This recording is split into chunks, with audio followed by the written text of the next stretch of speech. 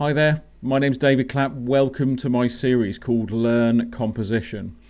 I'm a landscape photographer, a seascape photographer, I'm a travel photographer, an architectural photographer, I'm an astrophotographer, I'm an infrared photographer.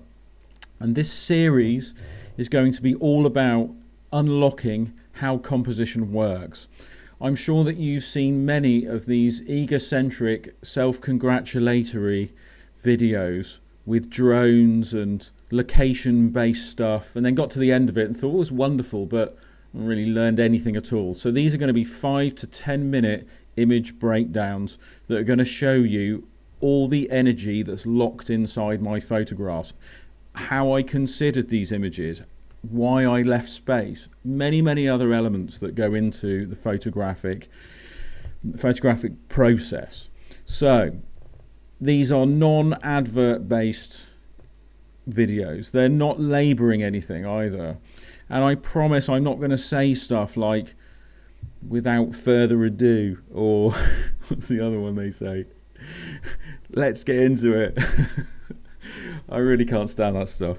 Anyway, it's all forms of photography as well. I've shot film photography as well as digital. My current setup at the moment is the rather long in the tooth now 5D4, but I still think it's a remarkable camera.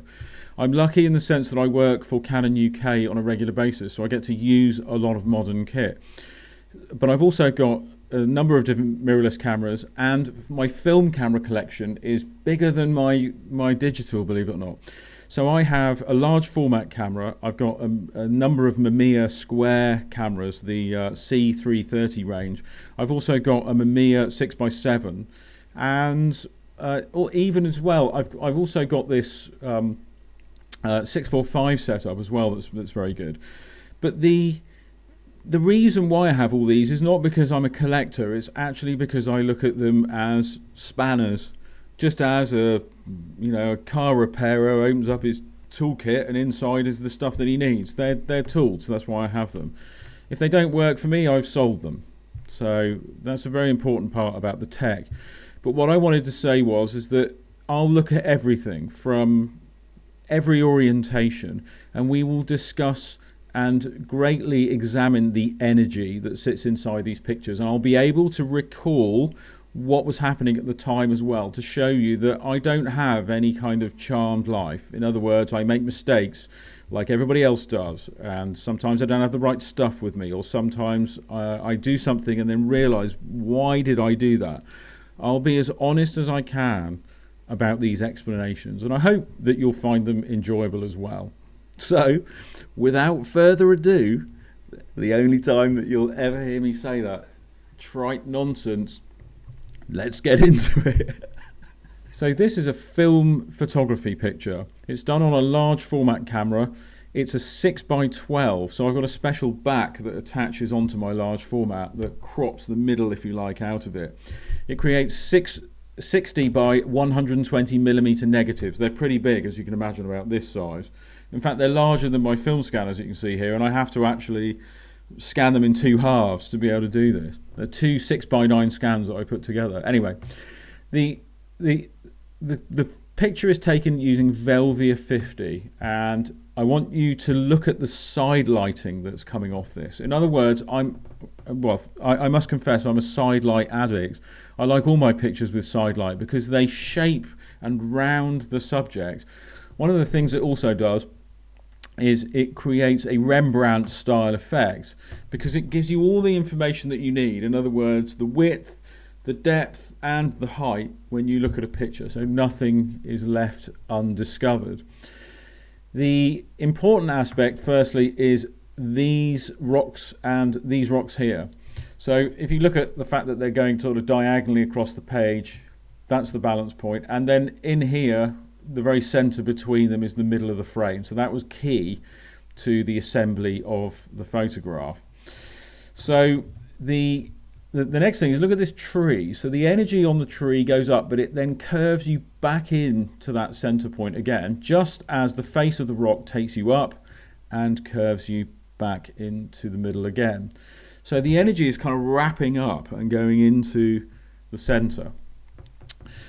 Now look at this little trio of rocks we got here. going across the frame there. They're critical to the success of the picture being in line with this rock face here.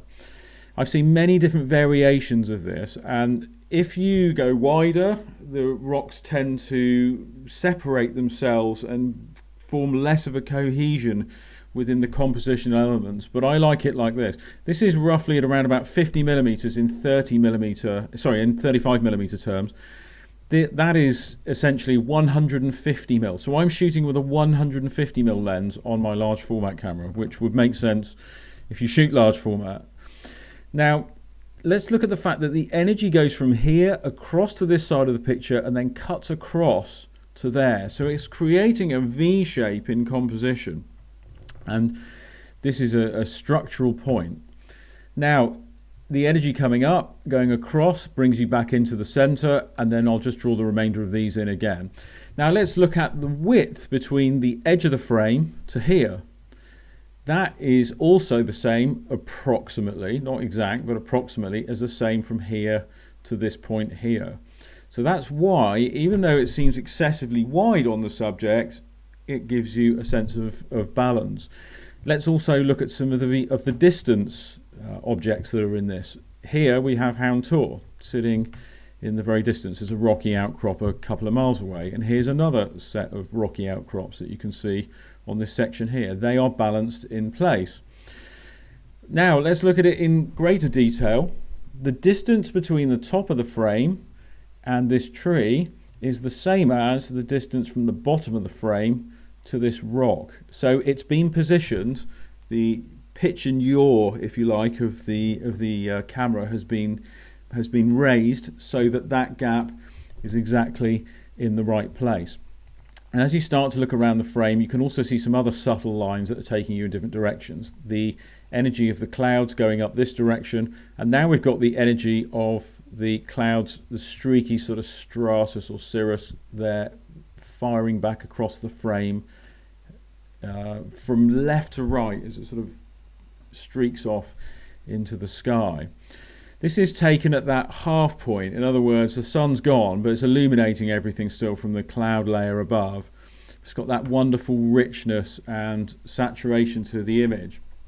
So all these things have been considered. It's slow work when you're working with a wooden framed camera like this one that I have. But the fact is that once this is calculated and once you have managed to assess all of this, I'll just take it all away. It doesn't seem as though all of that is actually happening, but that's the level of scrutiny that I have worked with this picture over the years, and that's probably one of the most important factors, is that this is not just happened from one visit, it's happened from multiple visits. That is a really important point. You go back, you learn more, you walk away and you reflect. And I've found over the years that with these particular favoured compositions that are local to me, that I can visit closely, that I've found over the years that I've learned more and more and more of subtle detail that goes on with all of this.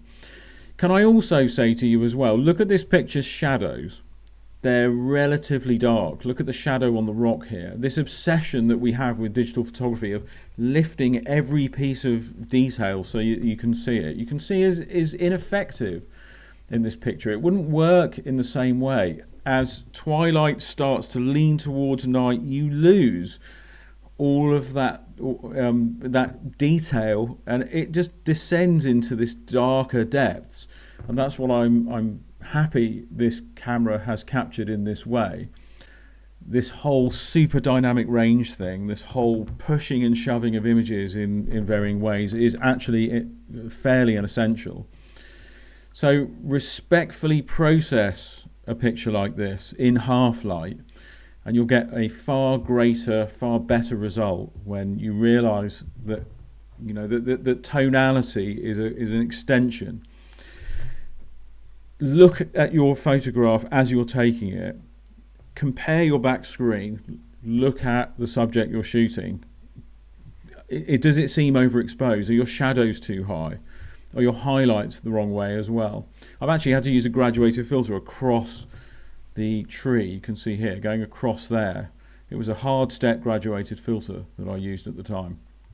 And of course I walked back to the car, I had no idea whether this had even worked out or not. I think I took 2 compositions, one that was slightly further back and then one that was a bit further forward, and then I took 2 shots for each one and probably didn't see the results for 2 weeks.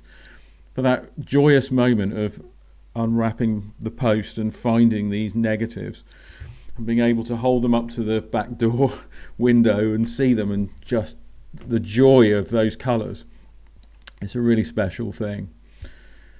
So there we go, episode 1.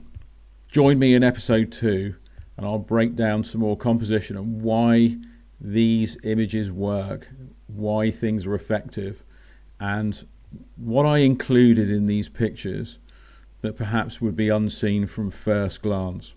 See you soon.